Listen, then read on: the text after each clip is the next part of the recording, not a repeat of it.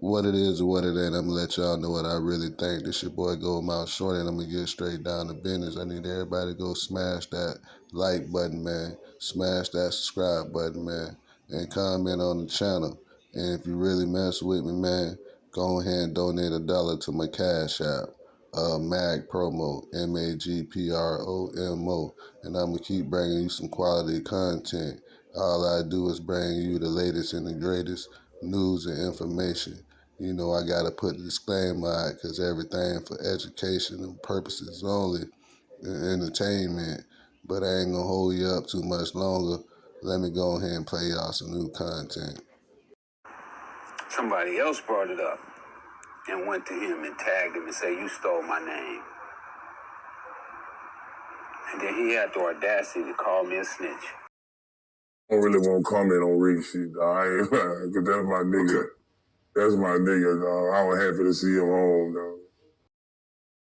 I don't really want to comment on Rick shit, dog. Cause that's my nigga.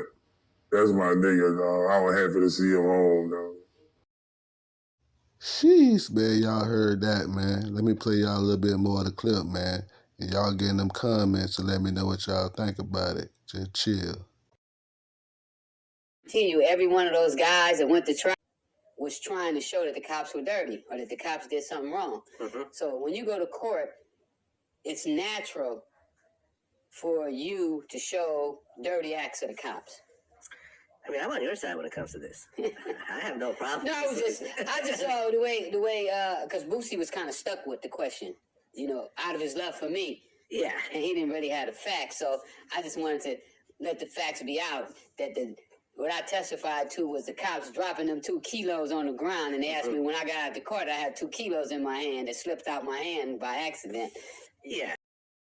Of crack and hip-hop, and that was Freeway Rick Ross, a cocaine kingpin who was so good at what he did.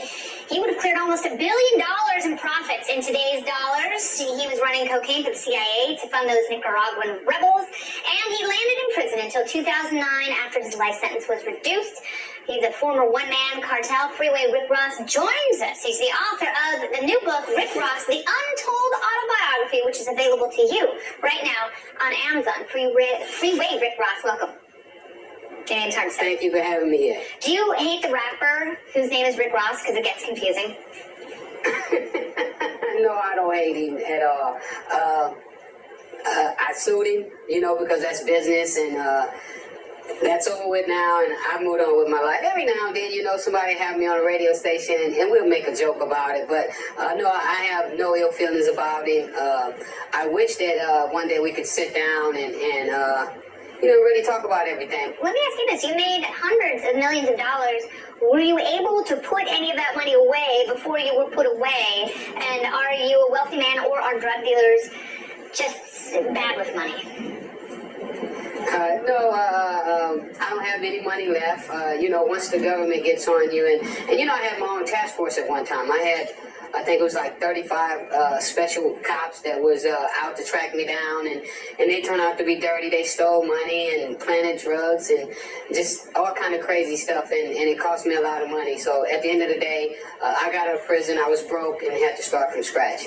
You know, we talk to a lot of people about the drug war here on this program. It's not frequently that we actually have actual drug entrepreneurs or street entrepreneurs on the show who have some experience in the industry. What are your thoughts on the war on drugs in the United States as it stands today? It's a very expensive enterprise, has pretty far-reaching consequences both here in the United States and abroad. What do you think about it? I think the war on drugs is a joke, the way it's being handled. It's people that's capitalizing on both sides. I mean, I was just cut off parole yesterday, as a matter of fact. You know. All my indictments, they got Stu Van.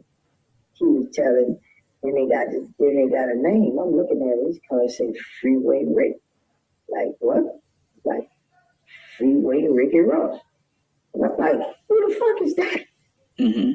You know, because I'm like, I never really met this dude. I don't know this dude. You know what I'm saying? And he was on your paperwork? On my paperwork. Wow. On my paperwork. And that shit fucked me up. I still got that indictment, too. Damn. So they had him on there as what, a co-conspirator? Yeah. Oh, wow. Yeah. Wow. So, because But see, when I got caught up with the cocaine and shit, that was the Contra effect. Yeah. See, that Contra cocaine that was coming in. When I say they had a room full of it, that's where that was at. So I got caught up in the Contra effect. Okay. When I caught my case, that's what that was behind. So your work was coming from the Nicaraguans. Yeah. But the dudes on there was the dudes that was getting it and bringing it in, and like that snowfall shit. Yeah, that's the shit I was caught up. So you talking about Blandon and all of them? Yeah. But then this dude, this Rick had to work. So Van them and all them was getting shit from him. So they was probably getting the shit from somebody who was getting it from Rick or his plug. Yeah, something like that. Damn. And they had him like, I'm like, he telling on me. I don't even know this dude.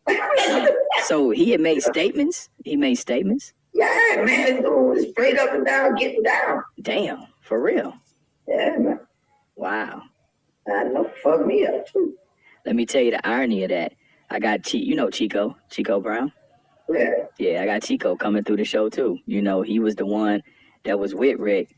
You know, when the shit went down, he was trying to get sell to work to Chico when Blandon set him up. And I'm telling you, that shit was like crazy. I couldn't even believe that shit. Damn, that's crazy. Like, I'm like, dude telling on me, I don't even know. Wow. That's how I be with that conspiracy shit, though. You know what I mean? But damn, that's crazy. He making statements against you. Never even met him. Have you seen Rick Ross, Freeway Ricky Ross since then? I've never met him. I don't know him. Wow. But his name was in the paperwork. You know what I'm saying? Damn. I don't know if that was a 53 free cross to put down or whatever, but back in 85, I wouldn't know if it was doing it like that. I don't know. Yeah. I know that the name was there. Damn. So if you ran across him, what would you, I mean, you know, it was so many years ago, but I mean, if he started to converse with you, you know, and started up a conversation, would you be like, you know what? I would ask him, do you remember this case back in 1985, man? Did you really, because this was my paperwork say right here. Is you really that dude, that this your name right here? Damn. So did you, whatever? Yeah. Because I don't know you, dude, and I don't know how that went or what it was or whether the people put you out there like that or you was one of their CIs or something. I don't know. But now that you saying it, bro, it sounds a little bit strange because if that shit happened in 85, 86, he didn't go down to like the early 90s. You know, that his big case was until the 90s. Yeah, that was in the 80s. Yeah, wow. I got knocked in 1985. Damn. Okay, yeah. See, his shit didn't go down to like the 90s, so. By the door, where they say he put it right by the door, where I'd opened the door and jumped out. Then they took pictures. Oh, this is where Rick dropped the cocaine at. Yeah, and all the cops corroborated the story. Every one of them did. Everyone. And that's another thing. I'm glad you got this out because I heard the. I don't really want to comment on Rick shit, dog. Because that's my nigga. That's my nigga, dog. I was happy to see him home, dog. All my indictment, they got dude Van. He was telling. Then they got a name. I'm looking at it. It's called say Freeway Rick. Like what? Like Freeway Ricky Ross. And I'm like, who the fuck is that? Mm-hmm. You know, because I'm like, I met this dude. I don't know this dude. You know what I'm saying? The way I look at it is, first of all, I made the mistake of getting in the drug business. That was my first mistake. Mm-hmm. My next mistake was I went back into the drug business after I said I quit. Yeah. So what he did is he only did what people do in the drug business. They tell. I don't know what person you're dealing with or whoever you deal with. It's not part of the game to snitch on. So it would be so actually what you're trying to say, it's a part of me to go out and snitch on somebody. That's a part of the game. That's not part of the game. No, that's not what I'm saying. What I'm saying is basically saying that. No. What he realized is that you're going to get snitched on if you become a drug dealer at one point. Not maybe it's by your supplier, your contact. I knew people who was around me was going to snitch. Matter of fact, they brought some girls in that was around me and was actually boosting, stealing furs and doing this and all that. They told on me. My own brother told on me. Okay, that's what I'm saying. Right. But as far as me going out and snitching, that's not part of the game.